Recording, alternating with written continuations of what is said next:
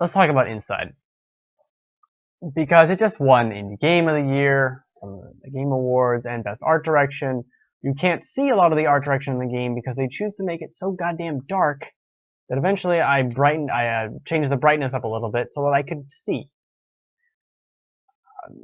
That being said, and speaking of the visuals, the game is beautiful. It does have incredible style to it. The animation, phenomenal, especially some of the later stuff, is just beautiful. That's great. Best Indie Game of the Year for the Game Awards, I don't know. It was up against The Witness, which I loved, and I would say that that's a tough choice for me right now. I just finished Inside, so it's too early to say, but Inside's great. Now, why is that so important coming from me? Well, because Limbo is a flaming pile of shit. Limbo is not a good game. It is nuggets and pieces of a really excellent puzzle action jumpy game, marred by very terrible just design decisions from checkpoint placement. And I mean, not even like it needed more checkpoints.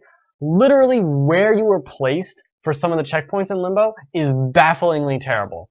I don't understand how some of Limbo is so well designed and crafted, and then some of it, most of it, is horribly crafted. Horribly done. The puzzles that are just not fun to solve, not interesting. You'll see solutions in Limbo where you're like, I think this is the solution, but I didn't have enough time, so I guess that must not be it. But that is the solution. Oh, well, thanks, game. I also think it really needs a hint system. If I've been standing there for 2 minutes on the same puzzle, maybe you should give me a hint. Even if it's not like words on the screen, but just like a little glowing thing or something. That's all I'm saying. I'm not saying solve the puzzle for me or anything. That's neither here nor there. Because Inside, barring a few moments, has none of those problems. And it is phenomenal. Largely. There, midway through, I think it kind of hits a weird point when you go underwater. There's a lot of game a surprising amount of the game is underwater. Or around water, I should say. There's a couple points there that I think are just annoying for no reason, when the rest of it is so well thought out and designed. That being said, this is exactly what I'd hope to see from Limbo going to Inside, is a level up of sorts of their skills. It is exactly what they were trying to do, I feel like, with Limbo, and didn't succeed, in my opinion. This is what it should have been. This is a finely tuned adventure platforming puzzle game that is just a joy to play for the majority of it. It doesn't have the annoying problems that I was really bothered about with Limbo. And so much of this is seeing the environment going like, what's going on? And thinking and seeing and learning and really interacting with it in such a way that, and I don't want to spoil anything. That's the problem with it. It is only like 4 hours long, to get everything and to get the secret ending and whatever. But the ride is incredible. So many, especially the beginning and the end, there were so many points in this. I was like, oh, I remember that puzzle. Like, holy shit, there's this part in the middle that is so fucking cool. I was blown away by what it was, and I wish it had lasted 30 more minutes. Like, I would have done those puzzles for another 30 minutes. I guess I could just replay the same part, but man, was it good. Man, was that so cool. And some of these other, this is a surprise. I mean, this might be a tiny spoiler. This is the best Pikmin game of the year, because there were no other Pikmin games, but there's Pikmin stuff in this, kind of, where you're leading Pikmin. We're just going to call them Pikmin. Where you're leading them around and like places they need to be on the Switch, so I need to get more Pikmin. So you do that. That's incredible. I fucking love Pikmin. The puzzle design is so much better this time around, and a lot of the puzzles that maybe would be annoying or frustrating are relegated to optional stuff. So finding the collectibles. I will bring up Limbo again. I beat Limbo. I've beaten Limbo twice. I beat it again this summer to see if I changed my mind with it. No, still hate it. overall. At no point during Limbo or after I beat Limbo first or second time did I want to go back and find the collectibles. But inside, I immediately I beat and immediately went back to find the remaining collectibles. I think I found about half of them on my first playthrough. And I went back, I was like, some of the best puzzles and the most interesting things was finding the secrets, like figuring out how to get to them. And then there's like a little puzzle you have to solve while you're in there.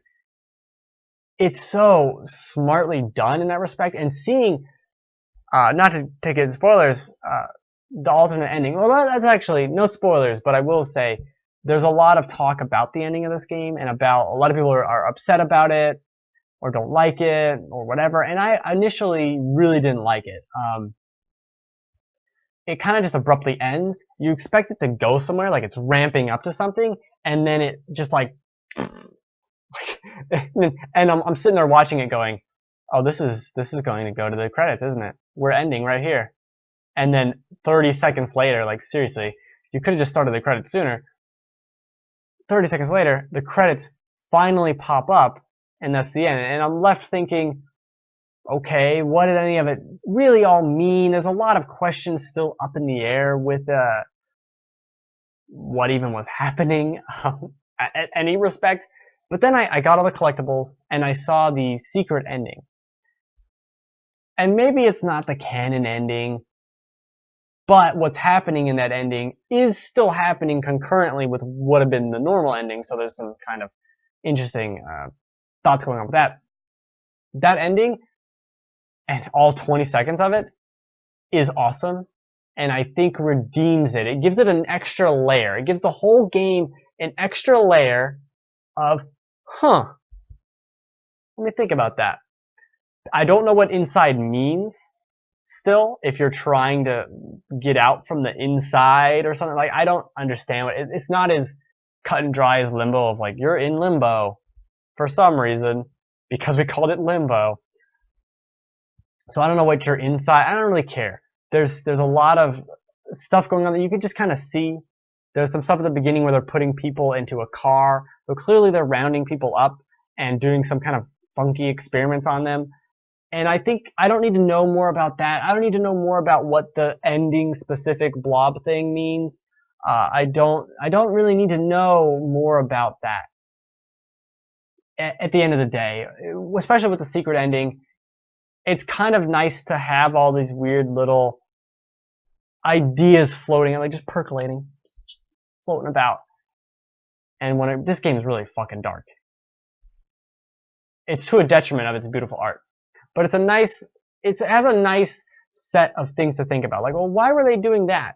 Well, they were experimenting with this. What does that mean? What does this mean? Like Jack Skellington, a little bit. And while the ending does peter out in a way that I feel is, and maybe it's intentionally so, dissatisfying, like just bluntly not satisfying, like it's a great ending, and then the actual literal last thing you do is just like, oh, I thought we were okay, well, fine. It's just a bit of a not a tease, but it just doesn't quite get there. But the rest of it, and thinking about what had happened, and thinking, like, I actually kind of wouldn't mind replaying it. It was very fun to play. The puzzles, by and large, I wasn't stuck on any one of them for too long, I don't think. There were a lot of really smart ones. It has such a great pace, too, with it, where you're not stuck for too long or doing the same thing for too long, almost to its detriment. It's the same thing I complain about with Super Meat Boy. There's some phenomenal bits of design in Super Meat Boy, but they're there for 2 levels and they never come back. I'm like, man, I would have loved to see more of that, and that's what Inside kind of does. A lot of this game, you're running from dogs, and or you're being an idiot like me and swimming for no reason for hours at a time. You're running from dogs, and I would have been totally fine with, running from more of these dogs. Or there's a super awesome thing that I was saying happens in the middle. I would have been fine doing that for another hour. The underwater stuff was the only stuff that I feel like they did a lot of, and that was almost too much. They did a lot of that, and I would have preferred some more stuff. Oh, and there's some other incredible stuff that happens. It's very smart, very, very, very smart, and they took exactly the good ideas from Limbo, got rid of 80% of the rest of it, and made something super interesting and much more compelling than, oh, I'm in Limbo and then we got black and white art style. There's actually something going on here that's more than just those gimmicky ideas of it being black and white and you're in Limbo. It's a great game. I think it deserves its award. It's definitely one of my favorite games of the year. I definitely wouldn't say it's my favorite. This year for me has been nothing sticks out as like my favorite game of the year. So I don't know. I think I'd probably, I might put The Witness above it. I love The Witness. I really do. I hate some of The Witness, but overall I love it. I have to think about it more. As the year closes and game of the year stuff happens, that's what I start thinking about. It's fun to rank things. Some people don't like to rank it. Oh, I don't want to make a list. I'm too hoity-toity pretentious to make a list of my top fun video game things. Alright, fine, but I do like making lists because I like fucking thinking about things and do I like this more, do I like that more, and why? That's, I don't know, critical thought, Mr. Pretentious. You would like that because you're pretentious. The game is great.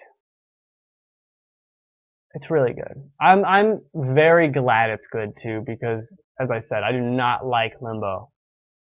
I wish I could return Limbo, like even for free.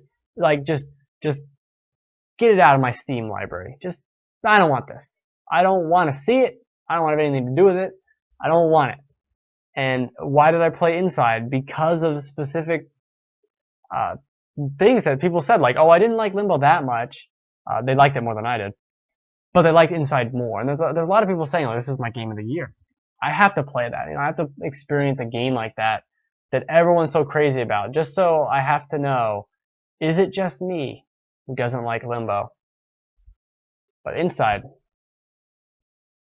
I mean, what a journey. It has such a good feel for the journey. It takes its time and has a lot of just like this, just running around and seeing the world, environmental storytelling that Limbo, I feel like, didn't have at all.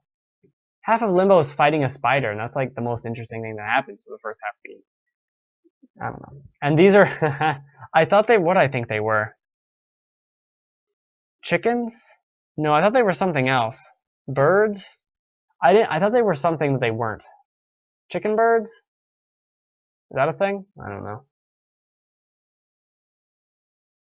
I would have loved to have more. That's the thing. I would have loved to just have more, not more puzzles, just more jumping and platforming around. It's a fun game to play. They made the animation and the jumping and not as frustrating or as slow and mechanical as it was. And they added these cute little chickens. They are chickens, right? What did I think they were?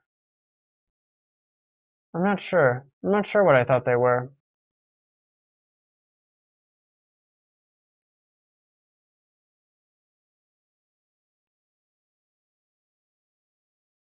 I don't know. I'm gonna move my little screen over. I don't know. Anyway, that's it. Look at the little cute little chickens. I thought they were gonna get murdered here. I was really sad. I was really sad with the chickens. Okay. That's the show. Every Friday at 3 p.m. Pacific Time, twitch.tv/thegamefanatics. I do this show. I stream on my Momonomino on my own channel. Twitch.tv/BenReacts. Saturday, Sunday are going to be Mario Maker, and then Wednesday, during the day stream, I'm thinking about doing, like, platinum runs of stuff. Kind of a backlog thing, but also fun, challenging things. Like, I'm going to do Uncharted 4 on Crushing. See when I give up, which is probably Chapter 8. About Chapter 8, yep. Happy Easter. Chickens. What did I think they were? I didn't think they were chickens at first. I thought they were like rats, maybe? I don't know what they were. I don't know what I thought they were. Rat chickens? Is that a thing? I didn't think they were chickens. They're making weird squawky noises. This is one of the first puzzles where I was like, I don't know what the fuck you want me to do. Great game. Happy birthday. See you on the flippity flip. The office.